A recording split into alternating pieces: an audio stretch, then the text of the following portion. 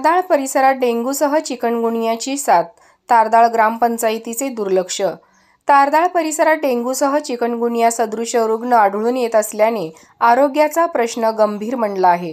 धूर फवारणी, कीटकनाशक फवारणी तसेच प्रतिबंधात्मक उपाय ग्रामपंचायतीने केले नसल्याने ग्रामस्थातून संताप व्यक्त होत आहे. त्यामुळे ग्रामपंचायत प्रशासन व आरोग्य विभागाने तातडीने याबाबत ठोस पावले उचलावीत अशी मागणी ग्रामस्थांमधून होत आहे. तारदाळ परिसरात गेले 1 महिना डासांच्या प्रमाणात वाढ झाल्याने डेंग्यू, चिकनगुनिया सदृश रुग्ण आढळून येत आहेत. तर आरोग्य अधिकारी यांच्याकडून प्रतिबंधात्मक उपाय करणे कामी तारदाळ ग्रामपंचायतीला 17 सप्टेंबर रोजी लेखी पत्राद्वारे सूचना दिल्या होत्या. मात्र त्याची अंमलबजावणी तारदाळ ग्रामपंचायतीने केली नाही. यामध्ये तातडीने तुंबलेल्या गटारी साफ करणे, धूर फवारणी करणे, आठवड्यातून 1 दिवस कोरडा पाळणे, कीटकनाशक फवारणी करणे, गावामध्ये जनजागृती करणे यासह अनेक सूचना तारदाळ ग्रामपंचायतीला दिल्या होत्या.